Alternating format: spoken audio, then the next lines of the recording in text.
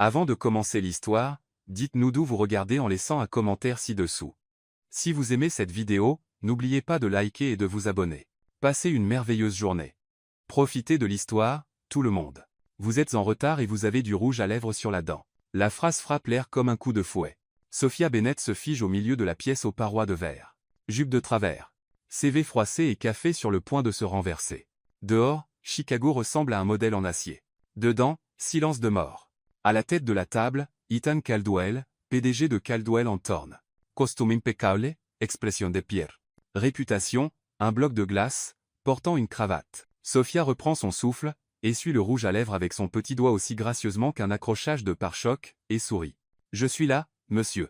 La circulation, vous savez. Elle brandit le CV froissé. Mais j'ai apporté ma meilleure compétence. La survie. L'air se resserre. Lena, l'assistante, essaie de l'avertir du regard. Ne plaisante pas. Ethan pointe sa montre. L'entretien a commencé à 9h. 9h23, ce n'est pas la circulation. C'est du désordre ou du courage. Elle tire sur sa jupe sans succès. Je suis venu quand même. Un muscle tressaute dans sa mâchoire. Ce n'est pas un sourire. Asseyez-vous si vous le pouvez. Elle s'assoit. La chaise glisse. Le café manque de se renverser, mais Sophia le rattrape à temps. Coordination motrice en cours, commente-t-elle. Ethan l'ignore. Il joint les mains. Pourquoi voulez-vous être ma secrétaire? Secrétaire est un petit mot pour un si grand feu, répond-elle, en s'appuyant sur la table et en ignorant le regard horrifié de Lena. Mais j'apprends vite et je reste calme la plupart du temps. Apparemment, il étudie le CV. Expérience. Réceptionniste d'hôtel, caissière de librairie, assistante d'événements, barista à temps partiel, organisatrice de vie officielle pour mes amis, ne rentrez pas dans le PDF. Formation, administration des entreprises, incomplète. Plus d'argent, pas de motivation. Références. Nombreuses. Certaines me parlent encore. Lena déglutit difficilement. Sophia le remarque et s'ajuste. Monsieur Caldwell, je sais que je ne suis pas ce bureau. Elle pointe la surface impeccable. Mais je suis utile. Pas que le bureau ne le soit pas. D'ailleurs, le bureau est ravissant. Compliments. Un analyste étouffe un rire. Ethan ferme le CV. Chez Caldwell & Thorne, la ponctualité signifie le respect. Les détails sont une exigence. Quand le téléphone sonne, c'est pour résoudre des problèmes, pas pour bavarder. Pouvez-vous suivre? Oui. Je veux dire, non, mais je cours plus vite que je ne tombe. Il hausse un sourcil. Et vous avez besoin de quelqu'un qui court. J'ai fait mes recherches. Vous m'avez recherché? Événements publics, articles de presse, voisins. Vous ne manquez jamais les chiffres, mais vous manquez les gens. La pièce devient plus froide. Qui agite ça? Internet. Et la réceptionniste d'à côté. Elle est honnête. Intéressante. Il pose son menton sur sa main. Alors pourquoi quelqu'un qui court plus vite qu'elle ne tombe est arrivé 23 minutes en retard? Parce que le métro s'est arrêté, l'ascenseur s'est bloqué, et j'ai continué. J'ai grimpé les 8 derniers étages par les escaliers et je me suis quand même arrêté pour arranger le rouge à lèvres sur ma dent. Mauvaise priorisation, j'admets. Pendant un moment, le coin de sa bouche manque de bouger. Passez un test. Ma boîte de réception maintenant. Lena ouvre l'ordinateur portable pour Sophia comme si elle remettait un violon Stradivarius à un chat. Sophia inhale un mur d'emails urgents. Elle tape. Nous répondrons à 11h00. Reporté à mardi. Liste de contrôle jointe. En quelques minutes, le chaos devient de l'ordre. Ce ne sont que les bases. Dit-il. C'est vrai, et personne ne l'a fait. Ethan ferme l'ordinateur portable. Nommez 3 défauts. Je parle trop quand je suis nerveuse. J'essaie de réparer des choses que personne ne m'a demandé. Et je fais trop confiance à la gravité. Force. Je termine ce que je commence. J'apprends vite. Et je n'ai pas peur de votre silence. L'audace résonne. Pratiquement un sport dans cette pièce. Ethan Saose, pesan chakemot. Personne ne dure un mois avec moi. On dit que vous êtes comme l'hiver avec du Wi-Fi. Sophia risque. Classe. Il penche la tête. Pourquoi devrais-je vous embaucher? Parce que les gens parfaits ignorent ce qui va tomber. Moi, je le remarque. Silence. Puis, vous êtes embauché, dit-il. Lena tousse. Monsieur, à titre d'essai, 2 semaines. Aucune tolérance pour le retard. Aucune improvisation en réunion. Aucune blague. Et Bennett, oui, changez le rouge à lèvres. Notez.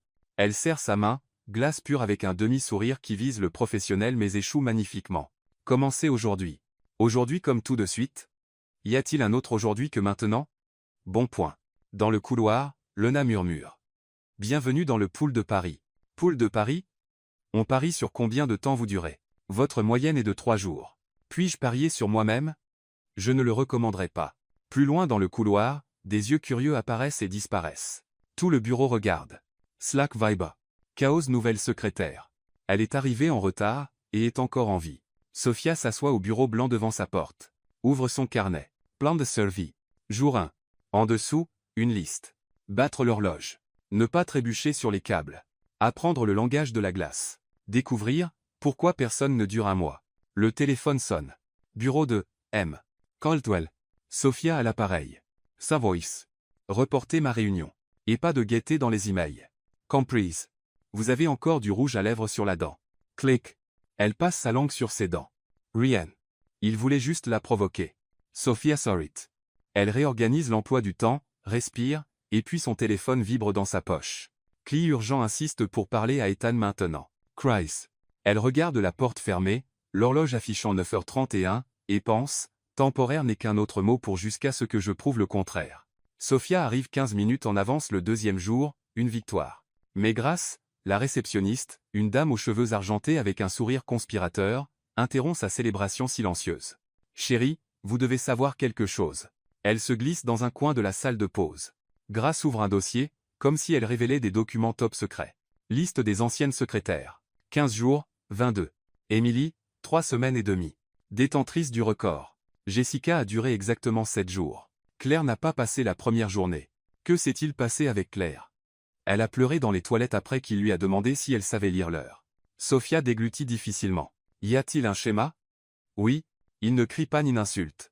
Il vous ignore simplement jusqu'à ce que vous disparaissiez. Comme de la glace qui fait fondre une personne. Poétique et terrifiant. Et il y a plus. Grace, baisse la voix. Personne ici ne lui parle. Sauf si c'est strictement professionnel. Il arrive à 7h00, part à 20 et 1h00, ne déjeune jamais avec personne, ne va pas au happy hour. Une fois, Emily a essayé de lui souhaiter un joyeux anniversaire, et il a demandé si elle avait terminé les rapports. Était son anniversaire? Le sien? Sophia ferme les yeux, respire, les ouvre. Grace, je dois survivre 2 jours. Quel est votre conseil numéro 1? Invisibilité sélective. Soyez utile, mais n'existez pas. Contradiction intéressante. L'horloge sonne 8h45. Sophia se précipite à son bureau. Ethan est déjà dedans, sa silhouette raide contre la fenêtre. Elle allume l'ordinateur, range les stylos par couleur parce que l'énergie nerveuse a besoin d'un exutoire, et attend. Le téléphone sonne. Bureau de M. Caldwell. À l'appareil. Êtes-vous nouvelle?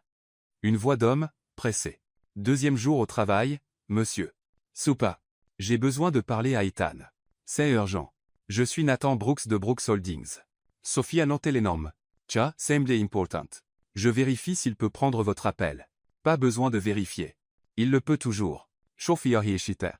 Grace a dit de ne pas déranger Ethan sauf si absolument nécessaire, mais l'homme insiste sur l'urgence.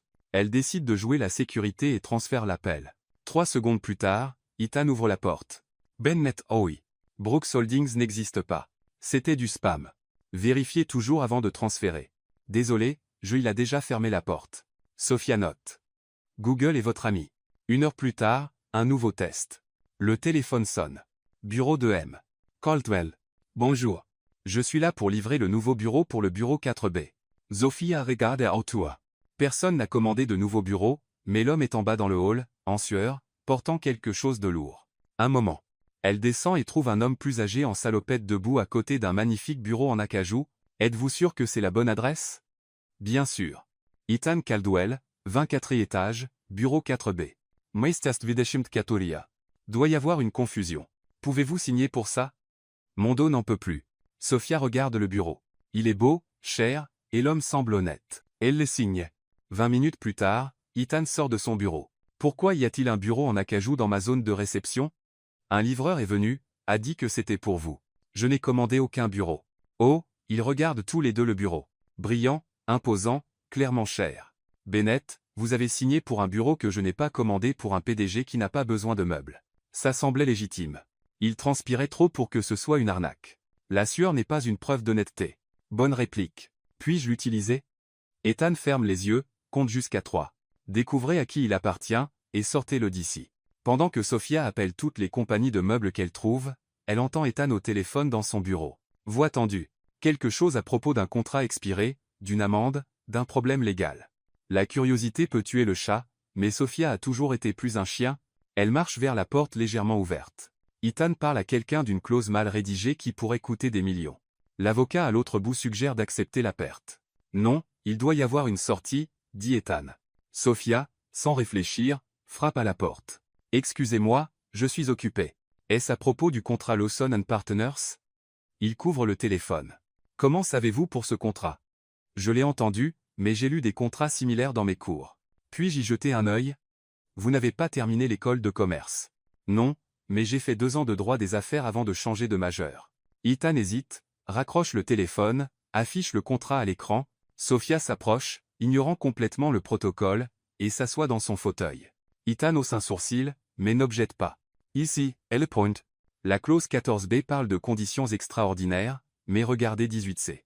Et cela crée une exception qui annule 14b, si une interférence externe documentée est prouvée. Avez-vous des emails montrant que Lawson a changé les spécifications après la signature du contrat? Ethan ouvre le dossier emails. Il cherche, trouve 3 emails problématiques. Cela annule la pénalité, murmure T.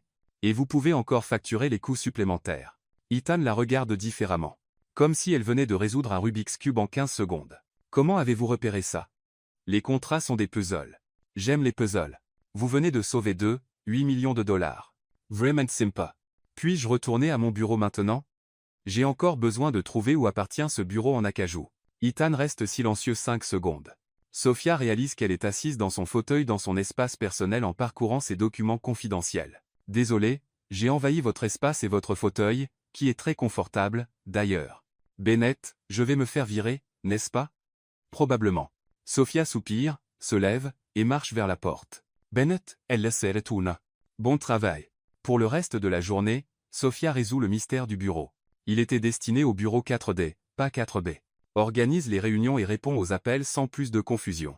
Mais elle ne peut s'empêcher de penser à la façon dont Ethan l'a regardée quand elle a résolu le problème du contrat. À 10 à 8h00, en rangeant son bureau, elle écrit dans son carnet. Plan de survie jour 2. Apparemment, enfreindre les règles peut sauver des millions. Qui l'aurait deviné? Elle regarde sa porte fermée, encore allumée. Il a dit « Bon travail ». En langage iceberg, c'est pratiquement un câlin. Sophia prend son sac, fait un signe à Grace, et part, ignorant qu'Ethan la regarde de la fenêtre, intriguée pour la première fois depuis des années par quelqu'un qui n'a suivi aucun protocole et a quand même tout réussi. 3e jour, Sophia décide d'être proactive. Si Ethan commence le travail à 7h00, il a probablement besoin de caféine. Geste gentil, point de survie. Stratégie simple. Elle s'arrête au café du hall et commande le café le plus populaire. Grand avec lait, 2 sucres, et une touche de cannelle. Le barista sourit. Pour qui est ce spécial? Mon patron. J'essaie de ne pas me faire virer. Bonne chance. Ce café conquiert n'importe qui. Sophia monte en haut d'humeur, tenant la tasse comme un trophée. Ethan est déjà dans son bureau en train de revoir des tableurs. Elle frappe à la porte. Bonjour, monsieur Caldwell. Je vous ai apporté du café. Il lève les yeux, voit la tasse. Son expression change. Qu'est-ce que c'est? Café grand avec lait, sucre et cannelle. Le barista a dit que c'est un favori des clients. Je ne bois pas de café avec lait. Oh, désolé. Préférez-vous sans lait? Je ne bois pas de café avec sucre. Compris. Pas de sucre non plus. Je ne bois pas de café avec cannelle. Sophia cligne des yeux 3 fois. Donc, café noir. Je ne bois pas de café. Silence. Sophia regarde la tasse comme si elle venait de trahir un secret national. Monsieur, tout le monde boit du café. C'est une règle officieuse du bureau. Je bois du thé vert. Pas de sucre, pas de lait, pas de cannelle, pas de créativité. Pourquoi ne l'avez-vous pas dit hier? Parce que vous ne l'avez pas demandé hier. Sophia sent sa tension artérielle monter. Elle respire, compte jusqu'à 3, échoue. Vous savez quoi? Vous ressemblez à un robot. Quelqu'un coincé dans un costume et qui a oublié d'installer le logiciel de la gentillesse. La pièce gèle. Ethan se lève lentement. Comparaison intéressante. Merci. J'essaie. Les robots sont efficaces. Ils ne sont jamais en retard. Ils ne s'assoient pas dans le fauteuil de quelqu'un d'autre. Et ils n'apportent pas de boissons non sollicitées basées sur des règles non dites. Les robots ne sauvent pas non plus des contrats de 8 millions par accident. C'est le point.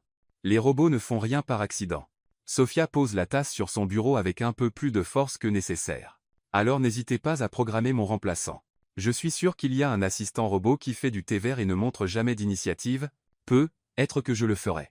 Soupa. Je commencerai à rédiger ma lettre de démission sur du papier recyclé parce que les robots se soucient de la durabilité. Sophia part, fermant la porte, pas tout à fait en la claquant, mais plutôt en la fermant fermement avec emphase.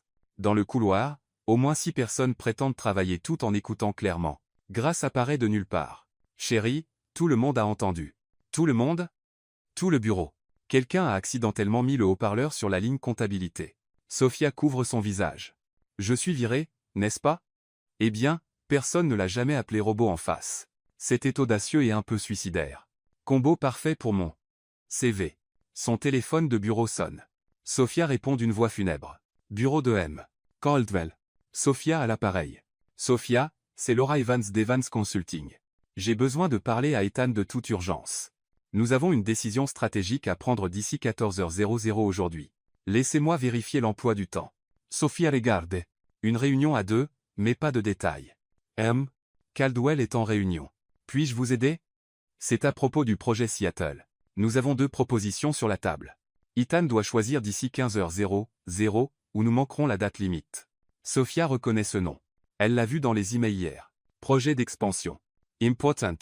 Laura, puis-je poser une question? Les propositions concernent-elles l'emplacement ou la stratégie d'entrée sur le marché?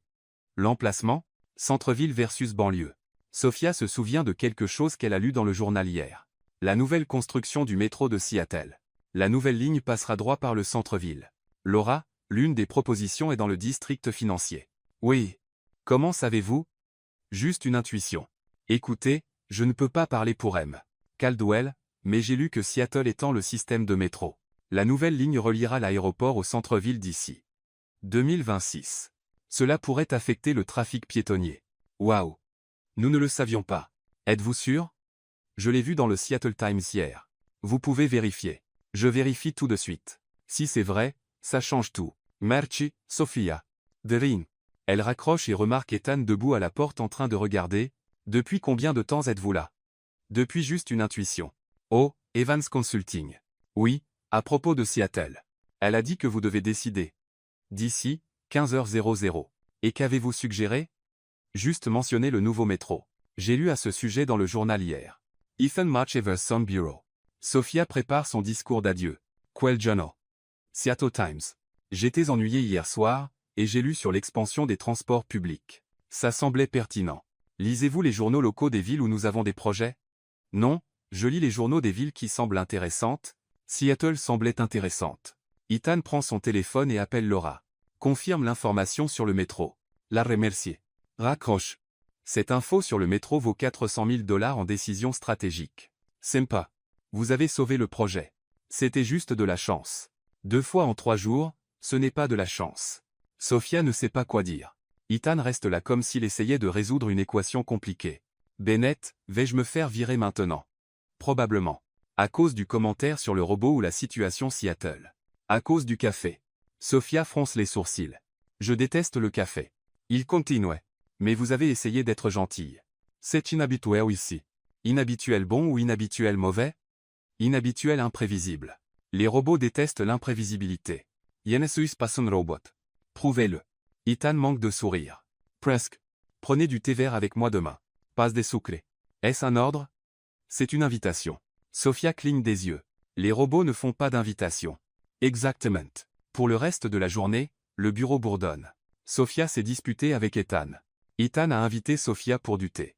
Personne ne comprend rien, mais tout le monde est d'accord. Elle a brisé le schéma.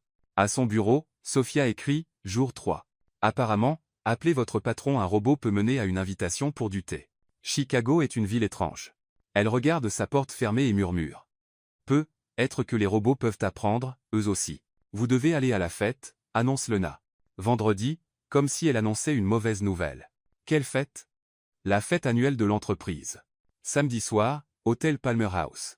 Présence obligatoire. Sophia regarde Ethan à travers la porte vitrée. Il est au téléphone. Sérieux comme toujours. Va-t-il y aller? Bien sûr, c'est le patron. Et je dois y aller parce que? Parce que vous êtes une employée, temporaire, mais quand même une employée. Sophia soupire. Fête d'entreprise signifie vêtements chers, personnes importantes, et multiples chances d'embarras public. Y a-t-il un code vestimentaire? Smart casual. C'est aussi spécifique que quelque peu grand. Samedi, Sophia entre dans un magasin de location de robes du centre-ville. Une vendeuse nommée Maria avec des yeux qui ont tout vu la jauge. Première fête de bureau. Comment l'avez-vous su? La panique dans vos yeux. Quel est votre budget? Pas cher, mais pas l'air pas cher. Maria disparaît à l'arrière et revient avec 3 options. Un noir basique, un bleu marine conservateur, et une robe rouge qui semble avoir une personnalité propre. La rouge est audacieuse, avertit Maria. Audacieuse, comme tout le monde me remarquera? Sophia pense. Ethan l'a déjà remarqué pour de mauvaises raisons. Est-il temps d'être remarqué pour les bonnes? Je prends la rouge. 2 heures plus tard, Sophia se regarde dans le miroir de la chambre. La robe rouge est belle, mais définitivement pas smart casual. C'est plus comme. Regardez-moi. J'ai de la confiance. Le problème est qu'elle n'en a pas. Le Palmer House est bien trop élégant pour quelqu'un qui prend encore le métro. Sophia arrive et réalise immédiatement qu'elle a mal calculé. Toutes les femmes sont en ton neutre. Elle ressemble à un feu de circulation dans un musée d'art. À l'entrée de la salle de bal, elle prend une profonde inspiration et marche vers le bar. 3 pas dedans, son talon droit s'accroche au bord de la porte. Sophia trébuche, attrape un rideau pour se stabiliser, et manque de renverser un plateau entier de martini sur Ethan, qui parlait avec un groupe d'investisseurs. Silence de mort. Ethan a maintenant des gouttelettes de martini sur son costume et une olive sur l'épaule. Les investisseurs la regardent comme si elle était une catastrophe naturelle. Je suis désolé, murmure Sophia, essayant d'essuyer son épaule avec une serviette. Ethan la regarde. La robe rouge, ses cheveux ébouriffés par le vent, l'expression de quelqu'un qui veut ramper sous le sol. Ça va? Demande-t-il. Pas, vous avez ruiné ma réunion. Ou pourquoi êtes-vous même ici? Juste, ça va? Je vais bien. Votre costume non. J'en ai d'autres. Un investisseur s'éclaircit la gorge. Ethan, pouvons-nous continuer notre conversation plus tard? Bien sûr. Les groupes se dispersent. Sophia reste seule avec Ethan au milieu de la pièce, se sentant comme si elle venait d'accidentellement détruire quelque chose d'important. Votre robe est frappante. Il dit. Elle est louée et apparemment inappropriée. Elle n'est pas inappropriée. Elle est différente. C'est une façon polie de dire qu'elle ressemble à un costume. Un costume de quoi? De quelqu'un qui sait s'habiller pour des fêtes élégantes? Ethan manque de sourire. Voudriez-vous un verre? Pas de trébuchement cette fois. Il marche vers le bar. Ethan commande de l'eau pétillante. Sophia commande la même parce qu'après l'incident du café, elle ne veut prendre aucun risque. Ne buvez pas d'alcool? Demande-t-elle. Pas lors d'événements de travail et lors d'événements qui ne sont pas du travail. Je n'ai pas d'événements qui ne sont pas du travail. Sophia les regarde. Costume parfait, posture parfaite, mais quelque chose dans ses yeux semble fatigué. N'est-ce pas un peu solitaire? La solitude est subjective. C'est une réponse très diplomatique. Yes ou isum pedeg. La diplomatie est requise, même avec moi. Ethan hésite. Surtout avec vous. Pourquoi? Parce que vous posez des questions que personne d'autre ne pose. Il s'éloigne de la foule principale et trouve un coin tranquille près d'un grand piano. La musique de fond est douce mais générique. Jouez-vous? Demande Sophia, en hochant la tête vers le piano. Je jouais. Pourquoi avez-vous arrêté? J'ai grandi. La musique n'est pas seulement pour les enfants. Ma mère pensait que oui. Disait que le piano était un hobby, pas une carrière, et vous étiez d'accord. J'avais d'océans. J'étais d'accord avec tout. Sophia marche vers le piano et appuie sur une touche. J'ai pari que ça vaut moins que parfois. Comme maintenant? Oui. Pourquoi? Parce que vous demandez. Sophia saw it. Pour la première fois, Ethan semble vraiment humain. Pouvez-vous m'apprendre une chanson ici? Pourquoi pas? Parce que nous sommes à une fête d'entreprise entourée de clients importants. Et alors? Et parce que je n'ai pas joué depuis 15 ans. Encore mieux. Aucune attente. Ethan regarde autour. Personne ne fait attention. Il s'assoit sur le banc du piano. Sophia s'assoit à côté de lui. Placez vos mains ici, dit-il, guidant ses doigts sur les touches. Appuyez légèrement, juste avec le bout des doigts. Sophia essaye. Le son sort plus fort que prévu. Doucement, dit-il, couvrant sa main de la sienne pour lui montrer. Sa main est chaude, stable. Sophia perd complètement sa concentration. Comecha, murmurait-elle. Parfait. Ils jouent une mélodie simple ensemble. Rien de fancy, mais assez intime. Quelle est votre chanson préférée? Demande Sophia. Je n'en ai pas. Tout le monde en a une. Je ne suis pas tout le monde. C'est évident. Quelle est la vôtre? N'importe laquelle qui m'aide à oublier à quel point je suis mauvaise aux fêtes formelles. Ethan la regarde, la robe rouge contre sa peau claire, les yeux brillants d'un mélange de nerfs et de bravoure. Vous n'êtes pas mauvaise. Vous êtes juste authentique. Authentique est un code pour maladroite? Authentique est un code pour intéressante. Avant que Sophia ne puisse traiter le compliment, Tom de la comptabilité apparaît, clairement ivre, clairement avec des intentions. Sophia, quelle belle robe. Il s'approche trop. Voulez-vous danser? Merci, mais je suis au milieu d'une conversation. Parler est ennuyeux. Danser est amusant. Tom essaie de prendre sa main. Sophia recule. Tom, vous avez trop bu. J'en ai juste assez, insiste-t-elle, essayant de l'embrasser. Ethan se lève avec une vitesse impressionnante. Tom. Patron. Ne vous ai pas vu là. Vous me voyez maintenant. Rentrez chez vous. Ethan das vos, Metz. Je voulais juste danser avec votre secrétaire. Elle ne veut pas danser. Comment savez-vous? Parce qu'elle a dit non. Tom regarde entre Ethan et Sophia, assemblant lentement les pièces. Oh, je comprends. Elle est votre employée. Ethan termine d'un ton froid. Et vous êtes inapproprié. D'accord. D'accord. Pas de problème. Tom s'éloigne, mais pas avant de marmonner quelque chose sur un patron protecteur assez fort pour que Sophia l'entende. Merci, dit-elle une fois seule. Pas besoin de me remercier. Je pense que si. Vous n'aviez pas à intervenir. Si. Vous l'avez fait. Ethan la regarde dans les yeux. Vous êtes ma responsabilité en tant qu'employé, en tant que personne. Le moment plane dans l'air entre eux. Sophia sent quelque chose changer. Ethan réalise qu'il a dit plus qu'il ne le voulait. Je devrais y aller, dit-elle. Sophia. Oui. La robe rouge était un bon choix. Dans le taxi pour rentrer, Sophia fait une note mentale. Soirée de fête, découvert que les robots peuvent jouer du piano, protéger les gens, et être ne sont pas si robotiques après tout. Elle touche la main qu'il a tenue et sourit. Lundi matin. Sophia arrive au bureau et trouve Ethan debout à la fenêtre en train de fixer Chicago comme si la ville lui avait fait quelque chose de personnel. Bonjour, monsieur Caldwell. Tout va bien? Ma mère vient déjeuner aujourd'hui. Sophia attend plus d'informations. Rien ne vient. Est-ce bien? C'est catastrophique. Oh. Ethan se retourne en ayant l'air sur le point de prendre une décision très discutable. Bennett, j'ai besoin de vous poser une question étrange. Étrange comme, savez-vous faire de l'origami? Ou étrange comme, avez-vous besoin de cacher un corps? Étrange comme, voudriez-vous prétendre être ma petite amie? Sophia s'étouffe avec son propre souffle. Excusez-moi. Ma mère essaie de me caser avec la fille d'une de ses amies depuis 6 mois. Valerie Reed, toujours à quelque chose d'important. Si je n'arrive pas avec quelqu'un aujourd'hui, elle va programmer un dîner. Et pourquoi moi? Parce que vous êtes là. Et parce que j'ai besoin de quelqu'un que ma mère n'imaginerait jamais que je sortirais avec. C'était presque un compliment. Le ferez-vous? Sophia croise les bras. Qu'est-ce que j'y gagne? Pizza pour le déjeuner. La pizza est une bribe bon marché pour une fausse petite amie de PDG et une augmentation de 15%. Maintenant, vous parlez mon langage. Ethan semble soulagé. Il y a des règles. Rien de trop intime. Agissez juste comme si vous m'aimiez. Ça va demander de sérieuses compétences d'actrice. Très drôle. Puis-je poser des questions personnelles pour que ce soit crédible? Dans la raison. Puis-je parler de vos défauts? Vous le ferez même si je dis non. Vrai. À 12h30, la mère d'Ethan arrive. Béatrice Caldwell est une femme de 60 ans qui ressemble à sortie d'un magazine de design d'intérieur. Impeccable, intimidante, et avec un sourire qui n'atteint pas tout à fait les yeux. Ethaniel, chérie, dit-elle, embrassant l'air près de sa joue. Maman, voici Sophia Bennett, ma petite amie. Béatrice regarde Sophia de haut en bas comme si elle inspectait un achat douteux. Enchantée, dit-elle d'un ton qui n'est rien de tel. Ravie de vous rencontrer, Madame Caldwell. Sophia répond, serrant sa main un peu trop fermement. Où vous êtes-vous rencontrés tous les deux? Sophia regarde Ethan, qui a clairement oublié d'inventer cette partie. Au bureau, improvise Sophia. J'étais en retard. Il était grognon. Ce fut le coup de foudre. Ethan tous. Comme c'est romantique. Béatrice commente avec assez de sarcasme pour geler le lac Michigan. Ils vont dans un restaurant français très cher où Sophia n'a jamais mis les pieds. Le genre d'endroit où les serveurs jugent votre âme par votre commande. Alors Sophia, commence Béatrice après avoir commandé un vin qui coûte plus que le loyer de Sophia. Parlez-moi de votre famille. Mes parents vivent en Ohio. Mon père est mécanicien. Ma mère travaille dans une bibliothèque. Des gens simples, mais heureux. Comme c'est pittoresque. Sophia réalise que pittoresque est un code pour en dessous de moi. Et où avez-vous étudié? Ohio State. Je n'ai pas terminé parce que je n'avais plus d'argent, mais j'ai appris assez pour travailler. Béatrice manque de s'étouffer avec son vin.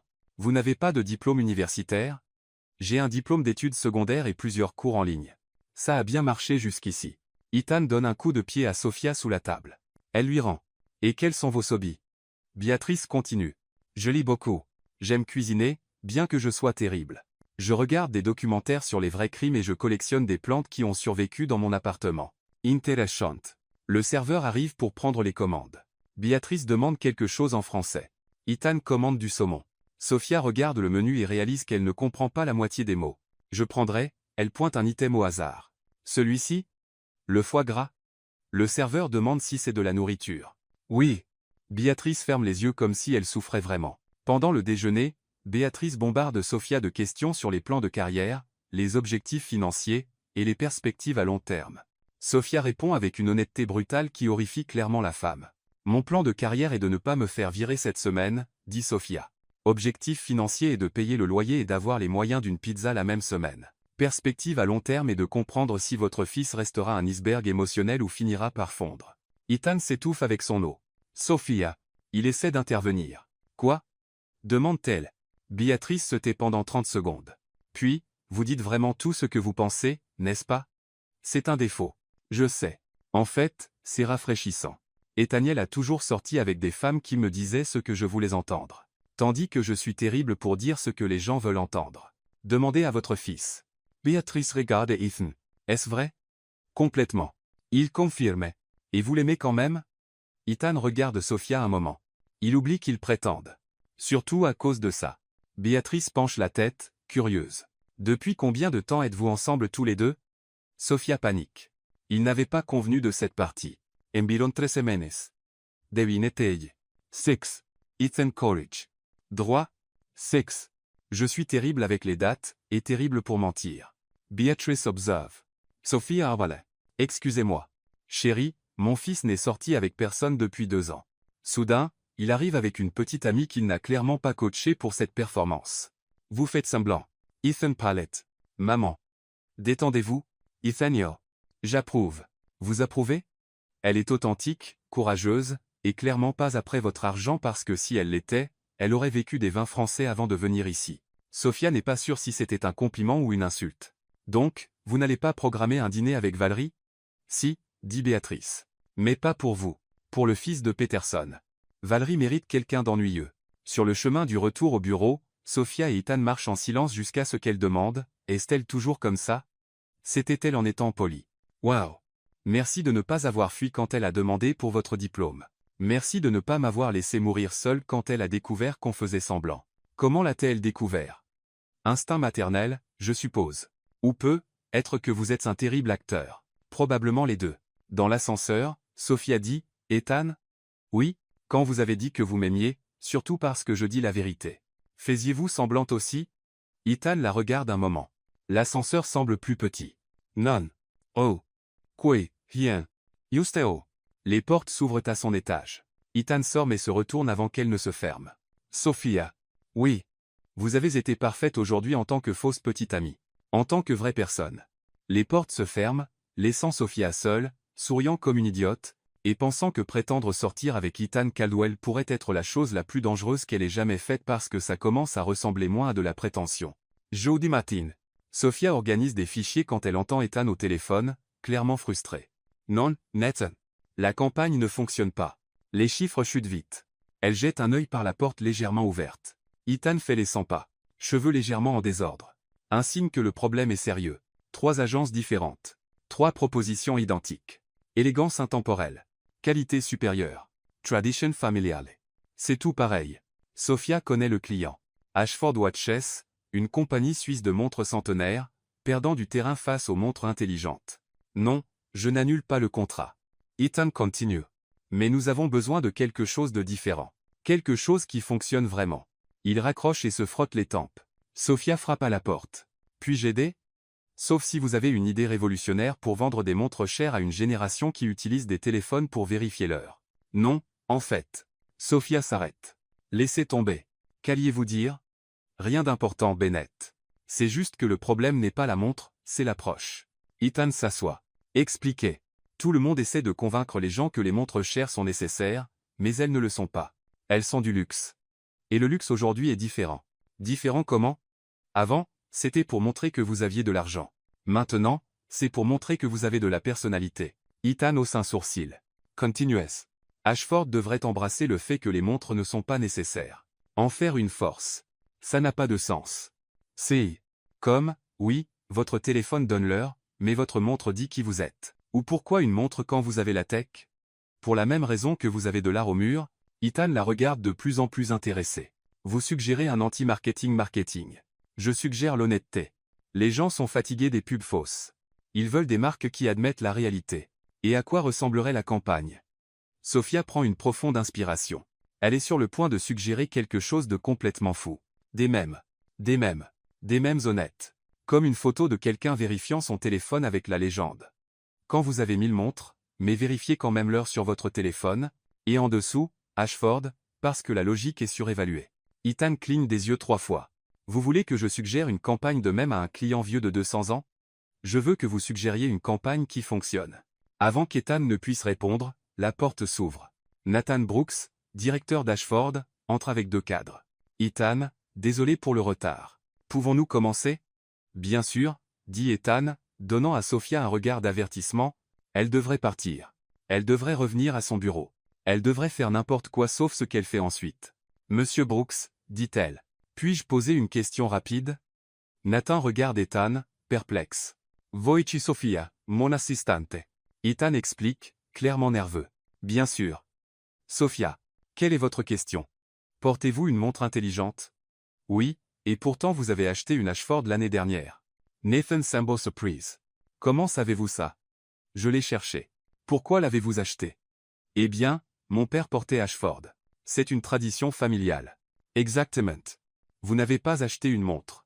Vous avez acheté une histoire. Ethan fait un geste subtil pour que Sophia arrête. Elle l'ignore complètement. La question est, comment vendez-vous une histoire à des gens qui n'ont pas cette tradition familiale? Bonne question, Nathan. Les agences n'y ont pas répondu parce qu'elles essaient de convaincre les gens qu'ils ont besoin de montres, mais personne n'en a. Vous devriez embrasser ça. Comment? Sophia marche vers le bureau d'Ethan, prend un stylo, et commence à dessiner au dos d'une enveloppe. Imaginez cette campagne. Une photo d'un gars dans le métro. Tout le monde regarde son téléphone, sauf lui. Il vérifie sa montre. Légende. Pendant que tout le monde vit dans le futur, certains préfèrent vivre avec style. Nathan se penche pour voir le dessin. Continuez. Ou celle-ci. Votre téléphone meurt. Votre montre non. Ashford pour quand vous voulez être libre de la prise. Les cadres échangent des regards intéressés. L'idée est d'arrêter de concurrencer la technologie et de commencer à concurrencer la personnalité. Sophia continue. Ashford n'est pas à propos de l'heure. C'est à propos du choix, d'être différent quand tout le monde est pareil. Zachting chante. Nathan dit. Excité. Sophia continue, et sur les réseaux sociaux, vous postez des mèmes honnêtes comme dépenser 3 mois de salaire sur une montre qui fait la même chose que mon téléphone gratuit, pas de regrets. Logique Ashford. Nathan éclate de rire. Brillant. C'est auto-conscient mais classe. Exactement. Les gens le partageront parce que c'est drôle et honnête et ils l'achèteront parce qu'ils s'y identifient. Nathan regarde Ethan. Votre assistante est brillante. Ethan ressemble à s'il venait d'avaler un citron entier. Elle a des idées créatives. Nous voulons cette campagne. Nathan décide. Quand pouvons-nous voir la proposition complète? Une semaine. Ethan répond automatiquement. Parfait. Après le départ du client, Ethan ferme la porte et se tourne vers Sophia. Vous venez de pitcher une campagne non autorisée à un client de 10 millions et il l'a adoré. Ce n'est pas le point. Quel est le point? Le point est que vous ne pouvez pas juste pitcher des stratégies devant des clients importants. Pourquoi pas si ça fonctionne? Parce que, Ethan s'arrête sans argument solide, parce que vous ne l'avez pas pensé en premier? Non. Parce que ça brise le protocole? Aussi? Non. Alors pourquoi? Ethan soupire. Parce que maintenant je vais devoir vous promouvoir et tout le bureau va jaser. Sophia cligne des yeux. Me promouvoir en assistante stratégique avec mon propre bureau et une augmentation. Sérieusement? Nathan a adoré vos idées. Si je ne vous promeux pas, il essaiera de vous embaucher. Et vous ne voulez pas me perdre. Ethan hésite une longue seconde. L'entreprise ne peut pas se permettre de perdre du talent. L'entreprise? L'entreprise? En fin d'après-midi, la nouvelle de la promotion de Sophia s'est répandue dans tout le bureau. Sur Slack, les messages affluent. Secrétaire devient stratège en 2 semaines. Elle doit avoir du dossier sur Caldwell ou du vrai talent. Talent? Elle était en retard son premier jour. À son nouveau bureau dans un petit bureau avec fenêtre, Sophia écrit, semaine 3. Découvert que parler trop peut mener à une promotion. Chicago continue de me surprendre. Elle regarde par la fenêtre et voit Ethan dans son bureau au téléphone, probablement en train d'arranger la campagne qu'elle a inventée sur un coup de tête. Il nie encore qu'elle a du talent, mais il ne peut déjà plus travailler sans ses idées folles. Et Sophia commence à réaliser que ça pourrait être dangereux pour eux. Vendredi unarhugain achtim. Le bureau est vide sauf Sophia et Ethan, qui finalisent la campagne Ashford. Sophia est dans son nouveau bureau entouré de brouillons et de tasses de café vides. Ethan est dans son bureau faisant de même. Bennett, sa voix résonne dans le couloir. Pouvez-vous venir ici? Sophia entre dans son bureau et trouve Ethan appuyé sur le bureau comme s'il combattait quelque chose d'invisible. Ça va? Je vais bien. Il ment, clairement pas bien. Vous avez l'air pâle. Ce sont les lumières fluorescentes. Ethan, il est 22h00. La seule lumière ici est de la lampe. Il essaie de se redresser et vacille légèrement. J'ai besoin de terminer la revue financière. Vous avez besoin de rentrer chez vous. J'ai besoin de travailler. Vous avez besoin d'un médecin. Je heb besoin d'erin. Il insiste, attrapant un dossier. Le dossier glisse de ses mains. Peut être que j'ai besoin de m'asseoir. Sophia s'approche et touche son front. Ça brûle. Vous avez de la fièvre. Je suis fonctionnel. Vous êtes délirant. Venez avec moi. Où? Trop? La salle de pause. Maintenant. Je n'ai pas le temps de me reposer. Ethan, vous parlez à un dossier vide depuis 5 minutes.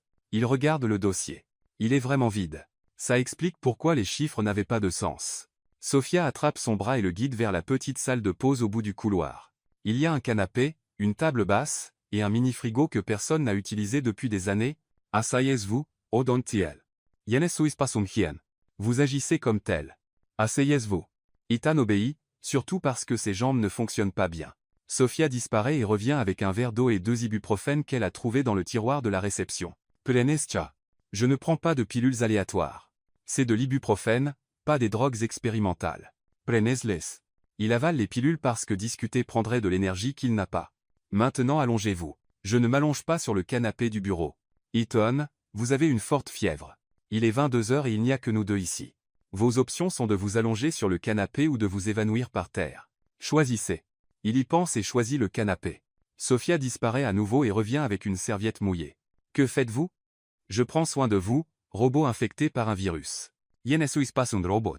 Les robots nient aussi qu'ils sont des robots, dit-elle, plaçant la serviette sur son front. Ethan ferme les yeux.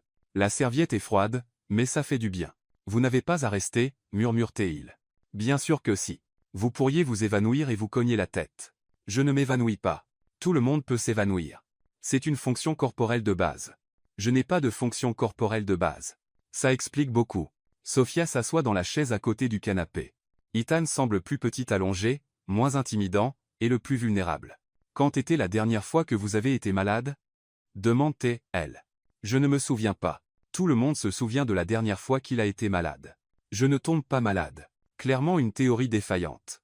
Ethan ouvre les yeux et la regarde. Pourquoi êtes-vous gentille? Parce que vous avez mal. Je ne souffre pas.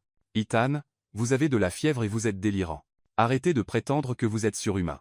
Silence. Alors ma mère ne s'est jamais occupée de moi quand j'étais malade. Sophia hausse un sourcil.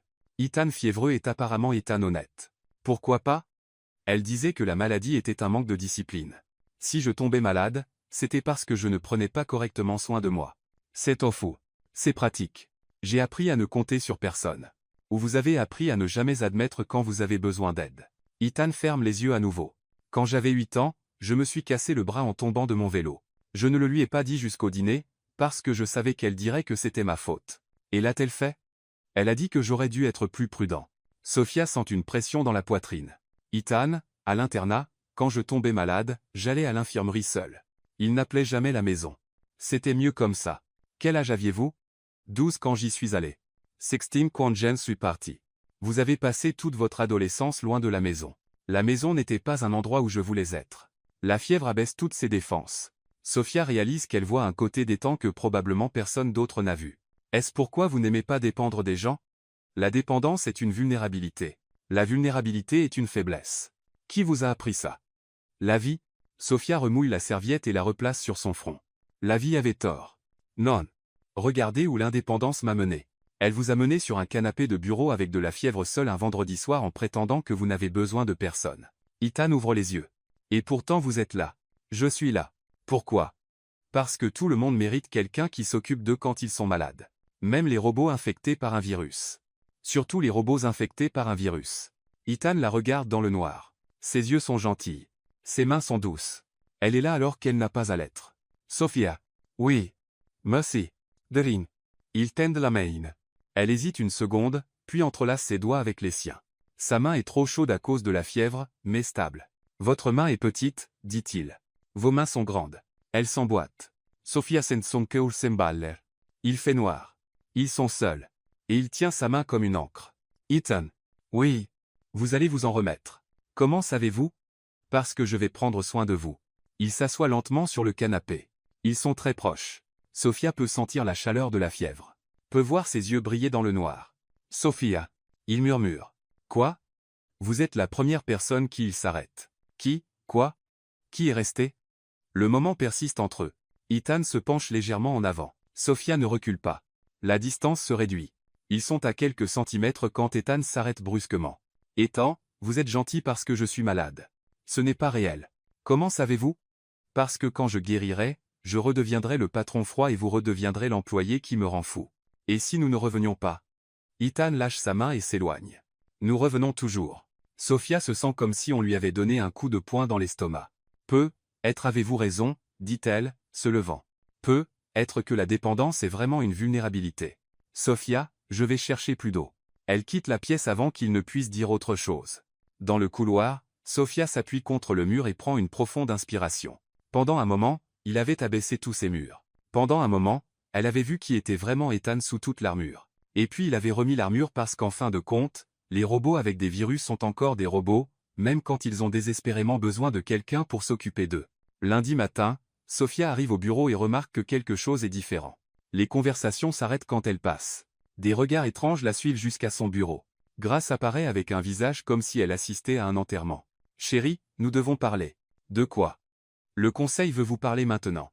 Sophia sent son estomac tomber. Le conseil? Pourquoi? Quelqu'un s'est plaint de votre promotion. Ils disent que c'était irrégulier. Irrégulier? Comment? Comme dans Elle doit coucher avec le patron? Sophia ferme les yeux. Qui a dit ça? Peu importe. Ce qui importe est qu'ils veulent des réponses. 15 minutes plus tard, Sophia est dans la salle de conférence face à 5 hommes en costume et une femme au regard sévère. Ethan est assis à la tête de la table, complètement sans expression. Le président, M. Harrison, ouvre un dossier. Mademoiselle Bennett, nous sommes ici pour discuter de certaines irrégularités dans votre embauche et promotion. Quel genre d'irrégularité? Vous avez été embauché sans expérience pertinente, promu en 3 semaines, et vous semblez avoir un accès inhabituel à M. Caldwell. Sophia regarde Ethan. Il évite son regard. Mon accès à M. Caldwell est professionnel. L'est-il? Harrison consulte des notes. Vous avez été vus ensemble à des événements sociaux. Il y a des rumeurs d'une relation personnelle. Nous avons assisté à un événement d'entreprise. C'était obligatoire pour les employés et le déjeuner avec sa mère. Sophia sent le sang quitter son visage. Quelqu'un a vu que c'était une situation spécifique. Quel genre de situation? Ethan reste silencieux. Sophia réalise qu'il ne va pas l'aider. Une situation personnelle qui n'affecte pas mon travail. Mademoiselle Bennett, la femme du conseil, Mademoiselle Lee, se penche en avant. Vos idées pour Ashford étaient impressionnantes, mais certains employés questionnent si vous les avez développées seuls. Sophia se sent comme giflée. Excusez-moi. Il est possible que M. Caldwell ait guidé vos contributions. Guidé? Ou que les idées étaient les siennes présentées par vous? Sophia regarde autour de la table. Ils semblent tous convaincus qu'elle est une fraude. Vous suggérez que je suis trop incompétente pour avoir des idées moi-même. Nous suggérons que votre ascension était inhabituellement rapide. Sophia se tourne vers Ethan. Allez-vous dire quelque chose? Ethan la regarde dans les yeux pour la première fois. Le conseil a des préoccupations légitimes sur le protocole. Sophia se sent comme si le sol s'était effondré sous elle. Protocole? La promotion devrait suivre les procédures établies et les idées. Allez-vous dire quelles étaient les miennes? Ethan hésite 2 secondes de trop. Les idées ont été développées en collaboration. Sophia se lève si vite que sa chaise manque de basculer. In collaboration. Mademoiselle Bennett, Harrison essaie de calmer les choses. Personne ne questionne votre contribution. Non. Sophia l'interrompt. Vous questionnez ma compétence, mon intégrité, et ma capacité. Et mon patron, elle regarde Ethan, est d'accord avec vous? Sophia. Ethan commence. Non? Yann a fini. Elle se tourne vers le conseil. Vous voulez savoir si j'ai mérité la promotion? Vous voulez savoir si les idées étaient vraiment les miennes? Voici votre réponse. Ça n'a plus d'importance. Sophia fouille dans son sac et sort un papier. Voici ma lettre de démission. Effective immédiatement, elle place le papier sur la table. Et pour le dossier, les idées étaient toutes les miennes. La campagne Ashford est sortie d'une conversation spontanée parce que votre PDG était désespéré, mais apparemment donner le crédit où il est dû n'est pas dans le protocole de cette entreprise. Harrison essaie d'intervenir. Mademoiselle Bennett, peut-être pouvons-nous. Vous ne pouvez pas, dit Sophia, attrapant ses affaires. Bonne chance pour trouver quelqu'un d'autre qui résout vos problèmes pendant que vous questionnez si elle mérite d'exister. À la porte, elle se retourne une dernière fois vers Ethan. Et vous, dit-elle, la voix tremblante de colère. J'espère que vos précieux protocoles vous tiendront chaud la nuit. Sofia claque la porte en sortant.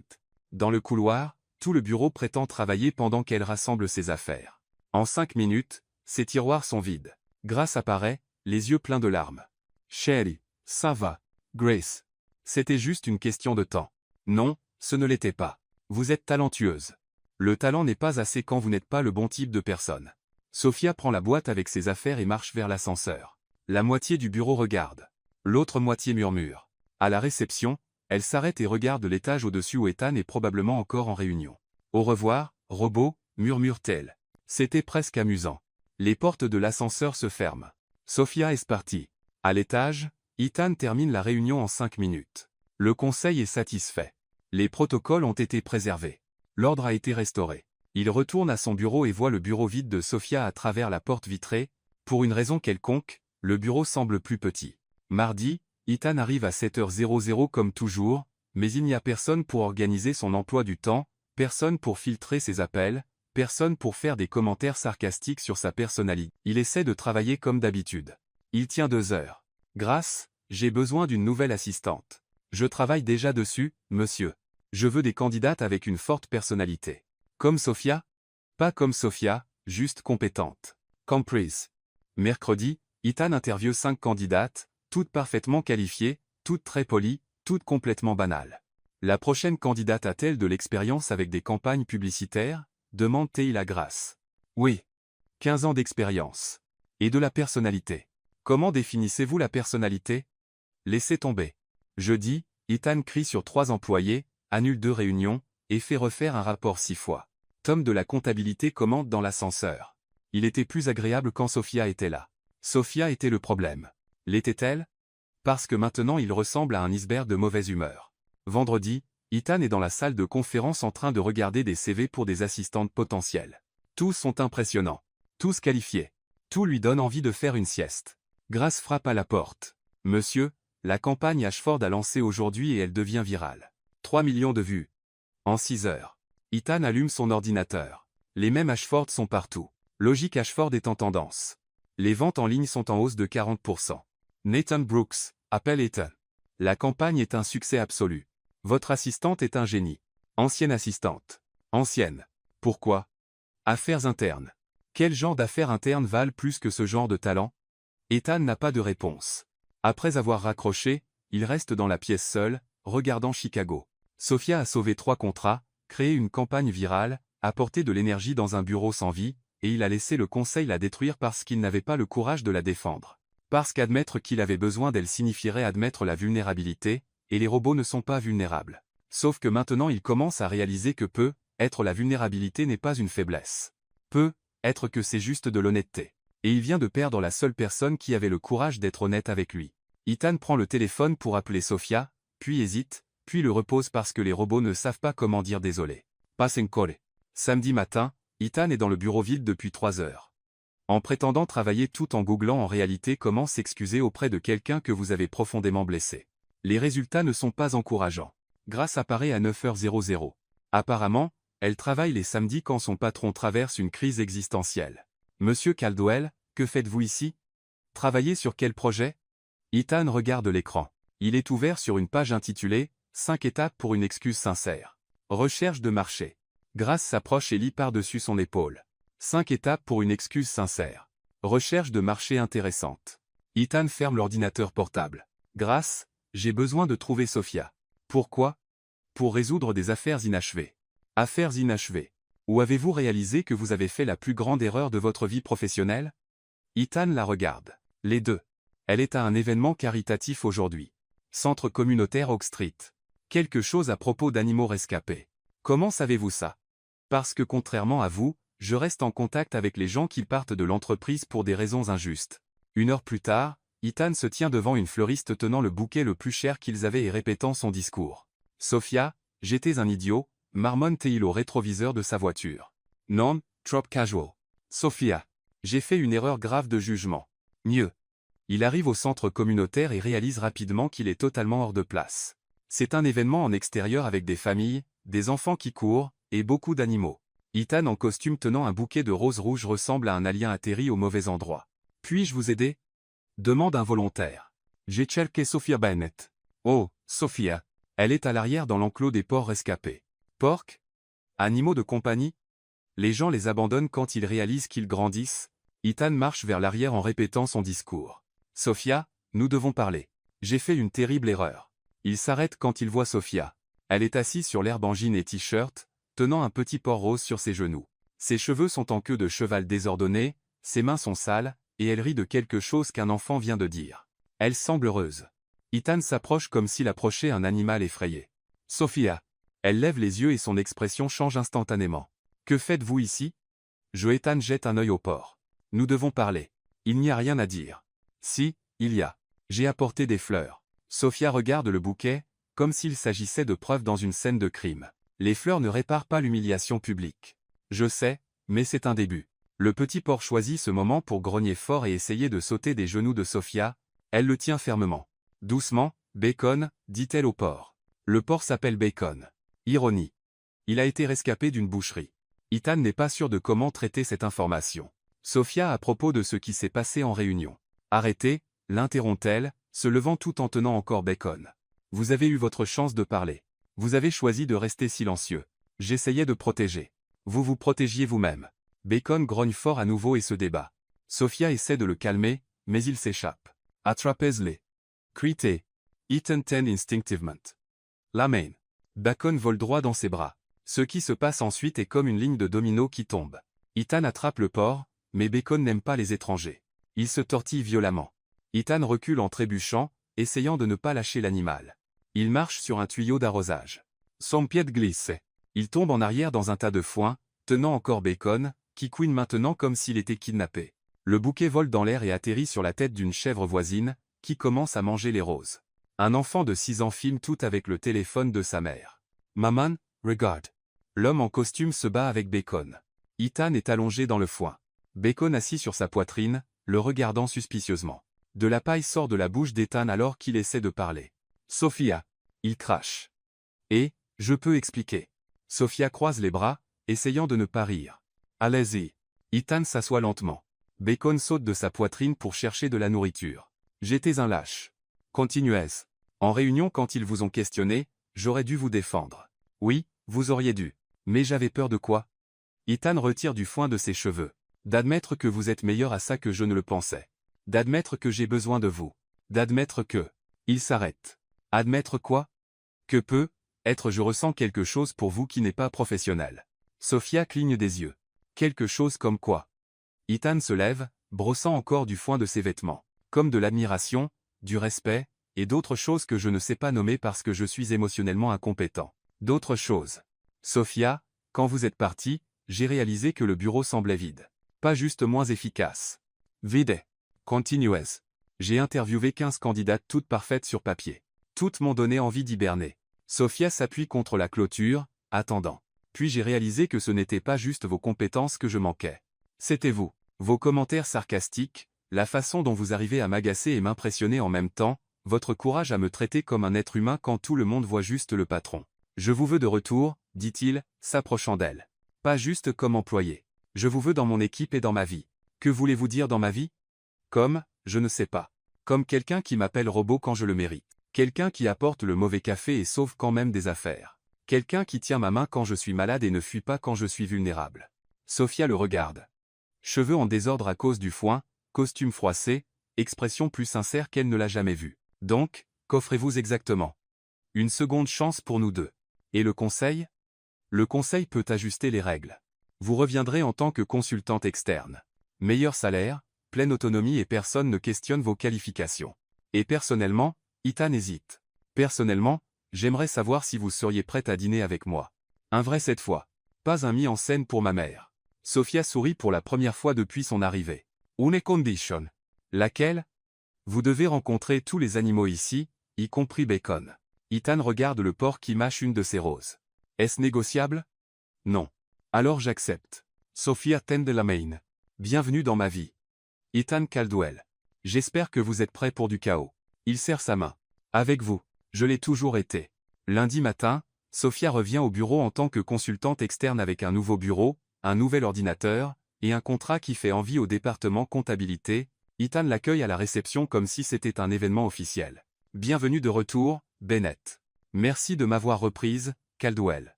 En tant que consultante, vous avez pleine liberté de me contredire. Je l'ai toujours fait. Maintenant c'est juste officiel. Tout le bureau regarde. Certains semblent contents, d'autres confus. Tom de la comptabilité murmure à quelqu'un. Ils parlent comme des robots polis. C'est bizarre. L'autre personne répond. J'aimais mieux quand ils se disputaient. 2 semaines plus tard, Sophia et Ethan travaillent sur la plus grande campagne de l'histoire de l'entreprise. Lawson Industries veut une refonte complète d'image. Budget 5 millions de dollars. Sophia est dans le bureau d'Ethan entourée de papier, graphiques et 3 tasses de café vides. L'approche traditionnelle ne marchera pas, dit-elle.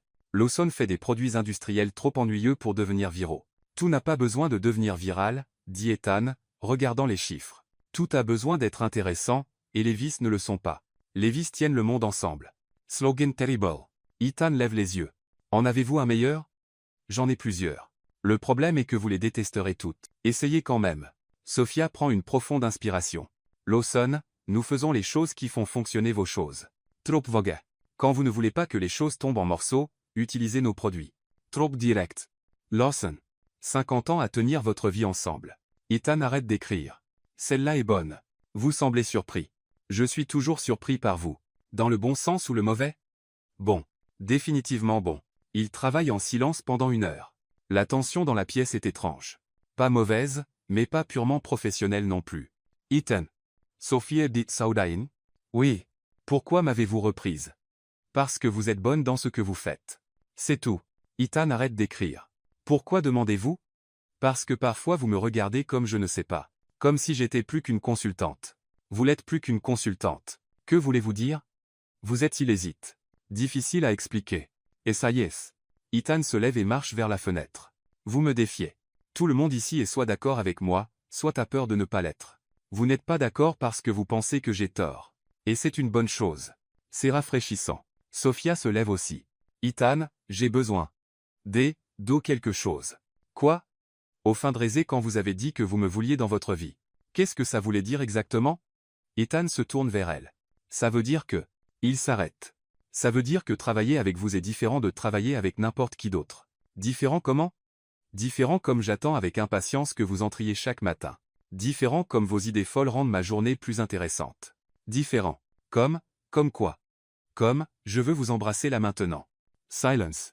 Sophia cligne des yeux 3 fois. Vous voulez m'embrasser depuis des semaines? Pourquoi n'avez-vous rien dit? Parce que je suis terrible avec les sentiments que je connais déjà. Ils se regarden fixement. L'espace entre eux semble à la fois immense et minuscule. Sophia. Ethan murmura. Oui. Puis-je? Au lieu de répondre, Sophia s'approche. Si vous ne m'embrassez pas maintenant, je supposerai que vous êtes un lâche. Ethan n'a pas besoin de plus d'encouragement. Il l'attire près de lui et l'embrasse. C'est un baiser construit sur des semaines de tension. D'abord doux, puis plus intense. Sophia se sent comme si elle attendait ça sans le réaliser. Quand il s'écarte, il se regarde comme s'il venait de découvrir quelque chose d'important. C'était commence Sophia. Inattento. Itentamen. Bon inattendu ou mauvais inattendu? Bon. Très bon. Avant qu'il ne puisse traiter ce qui vient de se passer, le téléphone sonne. Caldwell & Thorne. Ethan à l'appareil. Il répond, encore en regardant Sophia. Son expression change. Quand? Je vois. Oui, je comprends l'urgence. Il raccroche. Qu'est-ce que c'est? Demande Sophia. Réunion d'urgence Lawson Industries dans 2 heures. Les principaux investisseurs questionnent notre proposition. On y va ensemble? Je ne peux pas. Urgence, familiale. Ma mère est à l'hôpital. Est-elle ok? Juste une chute. Rien de grave. Mais je dois y aller. À Loss on Report. On ne peut pas. Si on manque cette réunion, on perd le contrat. Sophia, vois où ça va. Vous voulez que j'y aille seul? Vous connaissez la campagne mieux que moi. C'est vous qui avez eu l'approche. Ethan, c'est 5 millions et des investisseurs importants. J'ai confiance, en vous. Comment pouvez-vous avoir confiance en moi? On vient de s'embrasser et vous n'êtes même pas sûr de ce que vous ressentez pour ça. Je sais, exactement ce que je ressens. Comment amoureux et confiant que vous ferez super dans cette réunion? Sophia reste sans voix quelques secondes. Venez-vous de dire que vous êtes amoureux? Oui. Donc, irez-vous présenter seul? Oui, mais quand vous reviendrez, on parlera de cette déclaration. Marché conclu. 3 heures plus tard, Sophia est chez Lawson Industries en train de présenter à 8 cadres et 4 investisseurs. Elle est nerveuse mais préparée. La présentation est impeccable. Elle explique chaque concept, répond à chaque question, et rend même les chiffres intéressants. Dehors de la pièce, Ethan regarde par la fenêtre. Il est revenu de l'hôpital, il y a 20 minutes, et n'a pas pu résister à vérifier. Sophia brille, confiante, intelligente, persuasive. Elle n'est plus l'assistante maladroite qui est arrivée en retard. C'est une professionnelle qualifiée qui clôt la plus grande affaire de l'année. Elle est bonne, dit quelqu'un derrière lui. Ethan se tourne. C'est Nathan Brooks d'Ashford. Elle l'est, convient Ethan. Elle est exceptionnelle. Allez-vous l'épouser? Comment savez-vous ça, mec? Vous la regardez comme si elle était la 8e merveille du monde. Ethan saw it. Peut être qu'elle l'est. Alors vous feriez mieux de l'épouser bientôt. Les femmes comme ça ne restent pas célibataires longtemps. Dans la pièce, Sophia termine la présentation. Applaudissements, sourires, poignées de main. Affaire conclue. Quand elle sort, elle trouve Ethan dans le couloir. Comment ça s'est passé? Demande-t-il en sachant déjà la réponse. On l'a eu. 5 millions. Je savais que vous pouviez le faire. Comment le saviez-vous? Parce que vous êtes incroyable. Et parce que j'ai enfin compris quelque chose. Quoi? Que je n'ai pas juste besoin de vous comme employée ou consultante. Je vous ai besoin comme partenaire en tout. Sophia saw it. Tout, y compris quoi? Y compris la vie que je veux construire. C'était presque une déclaration officielle. C'était une déclaration officielle. Alors embrassez-moi encore. Ethan n'a pas besoin qu'on le lui demande 2 fois. Vendredi soir, Sophia se tient devant le miroir de la salle de bain en changeant de vêtements pour la 4e fois. Ethan l'a invitée à dîner pour de vrai. Ses mots exacts. Le problème est qu'elle ne sait pas ce que pour de vrai signifie. Rendez-vous, affaire, parler du baiser. Parler de prétendre que le baiser n'a jamais eu lieu. Elle choisit la robe bleue. Élégante, mais pas trop forcée. Le restaurant qu'Ethan a choisi est petit et cosy avec des bougies sur chaque table. Définitivement pas une réunion d'affaires. Sophia arrive la première et devient nerveuse en attendant. Quand Ethan apparaît en chemise habillée sans cravate, elle réalise qu'il est nerveux aussi. Salut, dit-il. S'asseyent. Salut. Silence. Le serveur apparaît. Bonsoir. Voulez-vous voir la carte des vins? Sophia et Ethan se regardent. De l'eau ça va, dit Sophia. Pour moi aussi, convient Ethan. Le serveur note, clairement confus de ne servir que de l'eau dans un endroit si chic. Plus de silence. C'est un beau restaurant, dit Sophia. Oui, j'ai lu de bonnes critiques. Oh, ouais. Ils étudient le menu comme un document légal. Tout a l'air bon, dit Sophia. Très bon. Difficile de choisir. Très difficile. Le serveur revient, prêt à prendre la commande. Sophia dit. Pareil, dit Ethan. Les deux veulent du saumon? Oui. Préparé de la même façon. Sophia et Ethan se regardent, réalisant qu'ils n'ont même pas lu comment le saumon est cuit. Surprise du chef. Ethan improvise. Le serveur note et s'éloigne, probablement en questionnant ses choix de vie. Donc, dit Sophia. Donc, répète Ethan. Comment va votre mère? Bien, c'était juste une frayeur. Elle a glissé dans la salle de bain. Contente que ce n'était pas grave. Ouais, Dieu merci. Silence à nouveau. Sophia prend une gorgée d'eau. Ethan fait de même. Ils ressemblent à deux personnes qui se rencontrent pour la première fois. Ethan. Sophia dit enfin. Oui. Pourquoi agissons-nous comme des étrangers? Je ne sais pas. Nous nous connaissons depuis des mois. Travaillons ensemble tous les jours. Hier vous m'avez embrassé. Je me souviens. Alors pourquoi ça ressemble à un premier rendez-vous du lycée? Ethan sourit pour la première fois depuis son arrivée. Parce que peut-être que c'est notre premier vrai rendez-vous. Vrai. Le saumon arrive. Il a l'air magnifique. Mais aucun des deux ne semble avoir faim. Sophia, dit Ethan, poussant la nourriture avec sa fourchette. Oui, j'ai besoin de vous dire quelque chose. Quoi? Je ne sais pas ce que je fais. Sophia rit. Dans quel sens? Dans tous les sens. Travail. Je sais. Affaire. Je comprends, mais ça, ils pointent entre eux. Je n'en ai aucune idée. Ça quoi? Quoi qu'il se passe entre nous. Sophia pose sa fourchette. Ethan, puis-je vous poser une question directe? Bien sûr. Que voulez-vous de moi? Ethan arrête de tripoter sa nourriture et la regarde dans les yeux. Honnêtement, tout de vous? Sophia fronce légèrement les sourcils. Que voulez-vous dire tout de moi? Pas de contrat de travail entre nous, pas de badge ID, pas de mur de bureau, juste vous. Et que ferais-je dans votre vie sans contrat badge ou mur? Ethan hésite. Vous seriez à moi et je serais à vous. Sophia sent son caus semballer. Ethan, dites-vous que? Je dis que je suis tombé amoureux de vous complètement et je ne sais pas comment gérer ça parce que je ne suis jamais tombé amoureux de personne avant. Jamais? Pas vraiment. J'ai eu des petites amies, mais c'était tout commode, sûr. Avec vous, c'est différent. Différent comment? Différent comme je veux me réveiller à côté de vous tous les jours. Différent comme je veux entendre vos idées folles pour le reste de ma vie. Différent comme je veux vous agacer et être agacé par vous jusqu'à ce que nous soyons vieux. Sofia reste silencieuse un long moment. Ethan, dit-elle enfin. Oui, je suis tombée amoureuse de vous aussi. Ethan arrête de respirer 2 secondes. Vraiment? Vraiment? Mais j'ai peur de quoi? Que vous ne sachiez pas vraiment comment aimer? Que voulez-vous dire? Sofia choisit ses mots avec soin. Vous avez passé toute votre vie à vous protéger, à construire des murs, à garder les gens à distance. Comment puis-je être sûr que vous ne ferez pas la même chose avec moi? Ethan absorbe ça. Vous ne pouvez pas être sûr. Il dit enfin. Merci pour l'honnêteté brutale. Mais il continue. Je ne peux pas non plus être sûr que vous n'abandonnerez pas quand vous verrez à quel point je suis vraiment compliqué. Vrai, alors être, dit Ethan, se penchant en avant. Nous pouvons apprendre ensemble. Apprendre quoi? Comment aimer quelqu'un sans peur? Comment faire confiance sans garantie? Comment être vulnérable sans se cacher? Sophia Sorit. Ça semblait effrayant. Ça l'est, mais ça semble aussi juste. Comment savez-vous? Parce que pour la première fois de ma vie, j'ai plus peur de perdre quelqu'un que d'être blessé. Sophia tend la main à travers la table. Ethan entrelace ses doigts avec les siens. Alors essayons, dit-elle. Même si je suis émotionnellement inexpérimenté. Même si vous êtes émotionnellement inexpérimenté. Et même si vous êtes imprévisible et têtu. Et, je suis juste déterminé et têtu. Ok, d'accord. Et têtu. Ethan Sorit. Sophia. Oui. Si nous faisons ça, je veux le faire correctement. Que veut dire ça? Ça veut dire que la prochaine fois que vous voudrez du café le matin, je le ferai pour vous. Pas l'inverse. Vous n'aimez même pas le café, mais vous le faites. Et je vous aime. C'était presque poétique. Ne poussez pas. Sophia rit. Ethan. Oui. Je pense que je vais aimer vous apprendre sur les sentiments. Et je pense que je vais aimer apprendre, même si je suis un élève difficile.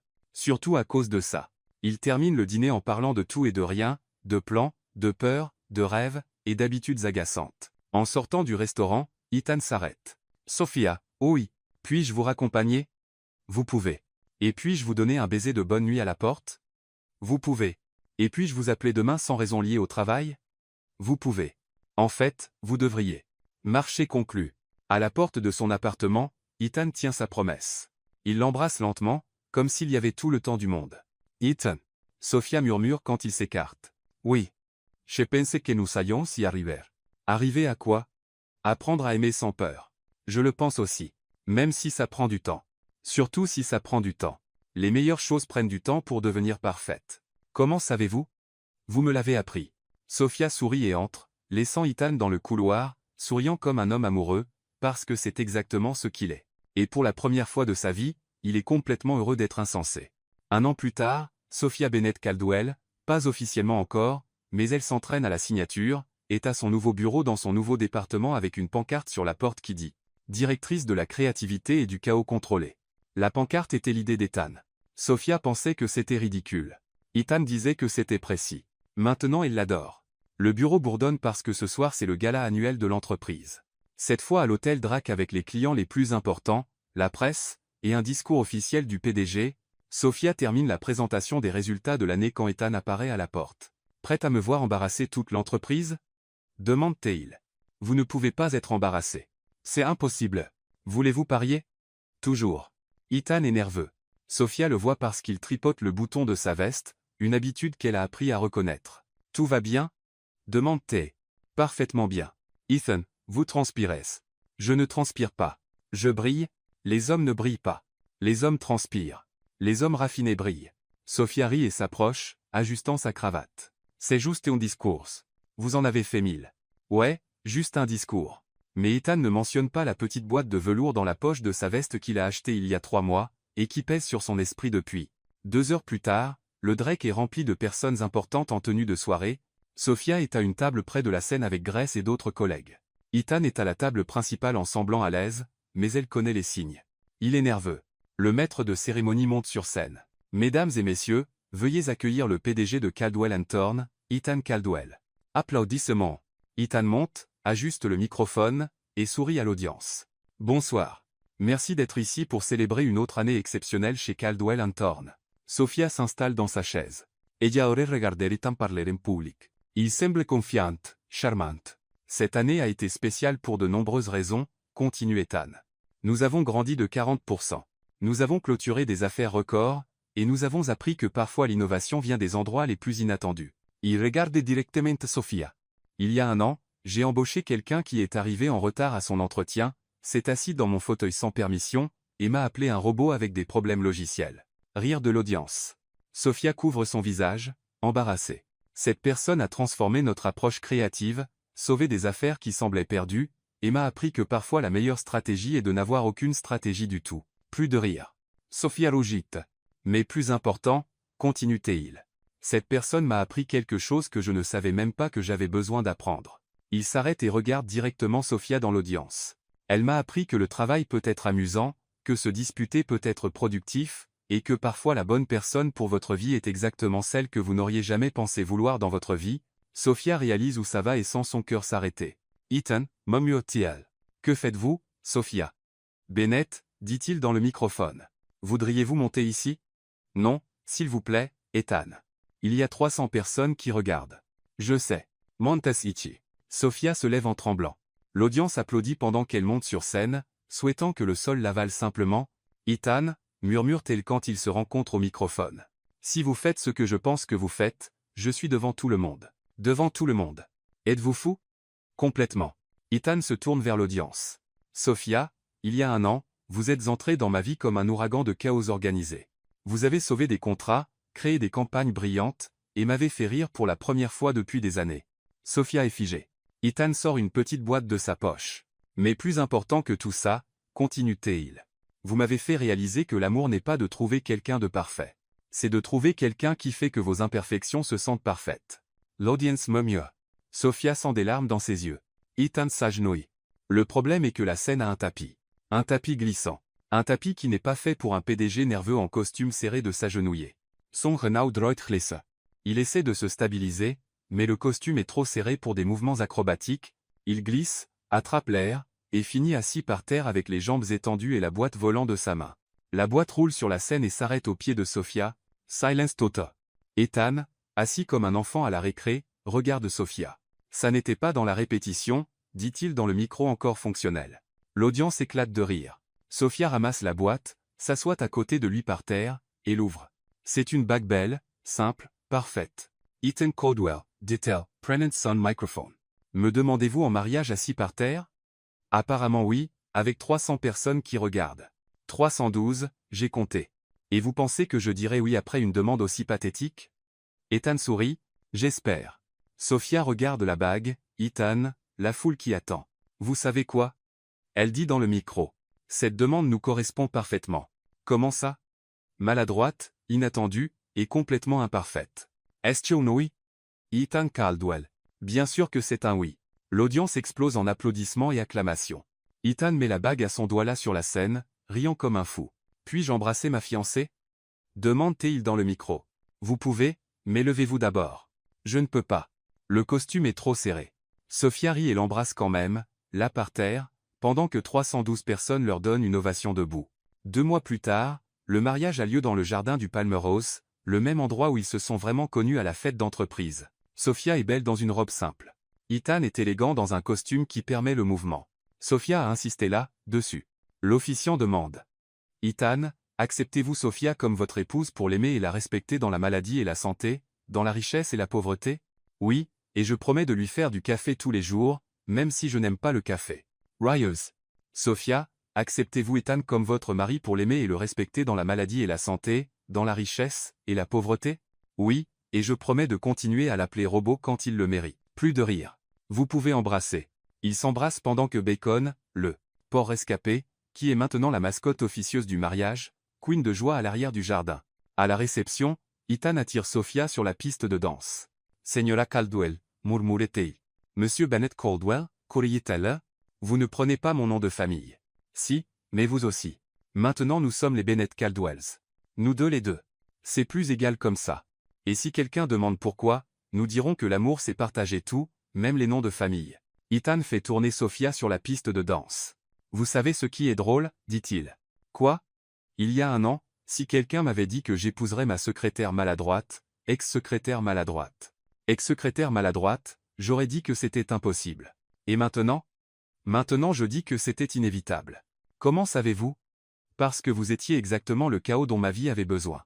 Et vous étiez exactement l'iceberg que j'avais besoin de faire fondre.